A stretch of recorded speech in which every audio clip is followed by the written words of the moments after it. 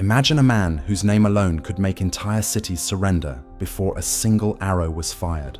A man who built the largest empire in human history, not with kindness or diplomacy, but with pure, calculated terror. His enemies didn't just lose battles. They lost their future. His name was Genghis Khan. And if you think you know what cruelty looks like, think again. Born on the cold Mongolian steppe as Temujin, he wasn't born powerful. He was born hungry, abandoned, and betrayed. His father was murdered when he was a boy. His tribe left him to die, and his family survived on wild roots and scraps of food. That kind of life doesn't create an ordinary man. It creates something else, something ruthless, something unstoppable. When Temujin grew up, he made a silent promise to himself. No one would ever control him again. That promise became his purpose, and his purpose became fear. Every village that mocked him, every tribe that betrayed him, he erased them from the map. You think your breakup was bad? Try losing your entire tribe before you turn 16. The boy became the Khan became the storm, and as his power grew, so did his hunger for control. Not just over land, but over people, their lives, and their families. Because for Genghis Khan, victory didn't end on the battlefield. It began in the homes of his enemies. What he did to their wives would leave the world trembling. Before the world feared him, Temujin learned what fear really was. He wasn't born in a palace, he was born in chaos. His childhood was filled with betrayal, starvation, and loss. At one point, he was even captured and enslaved by a rival tribe. With a wooden collar around his neck, he was treated like an animal. But he didn't break, he waited, he watched. And one night, he escaped. That moment was the birth of Genghis Khan, the man who would teach the world what it meant to suffer. He built his empire not with gold or religion, but with loyalty and terror. He believed that loyalty was stronger than blood, and betrayal was the only unforgivable sin. His men followed him because they feared him, and because he promised them something greater than safety: power. He trained his army to move faster, hit harder, and destroy deeper than anyone had seen before. You think your boss is strict? Genghis Khan executed soldiers who fell asleep on duty. He rewarded bravery but crushed weakness. Under his rule, mercy was not a strategy, it was a weakness. But his true genius wasn't just in battle.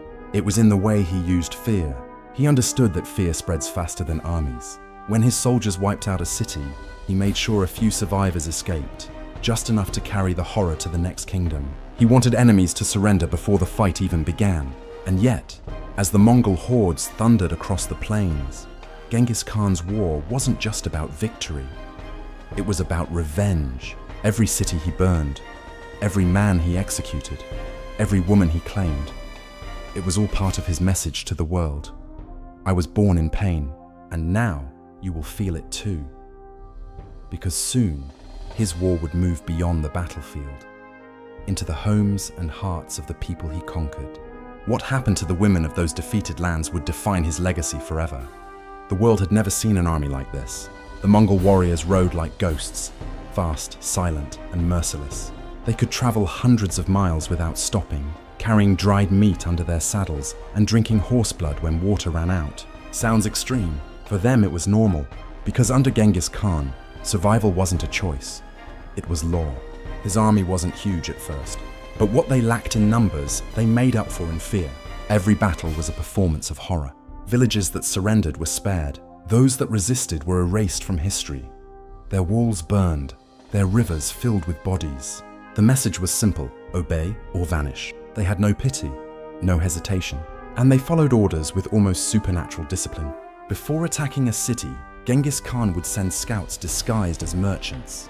They'd study everything: walls, guards, food, even escape routes. When the time came, the Mongols struck with perfect precision. And when the dust settled, the silence was worse than the screams. Because Genghis Khan didn't just kill his enemies, he erased their future. Entire bloodlines ended in a single day.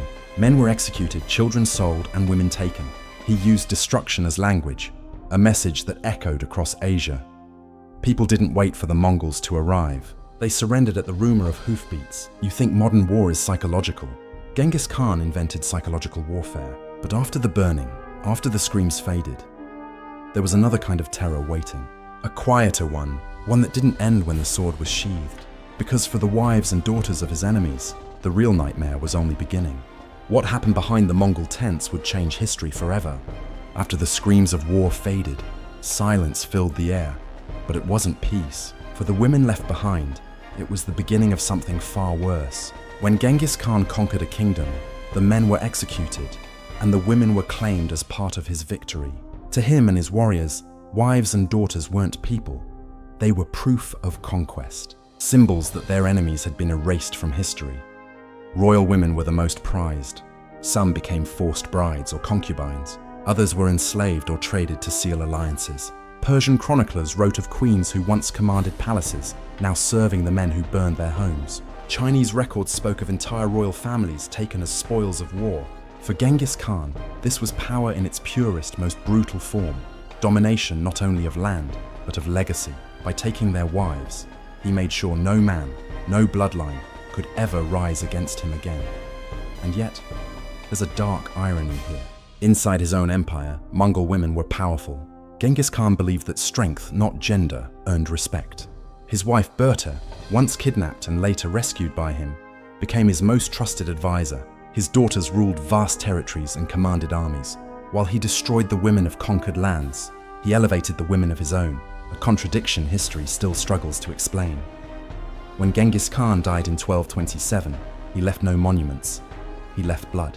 Studies show that nearly 1 in every 200 men alive today carries his Y chromosome. 16 million descendants, living echoes of one man's empire.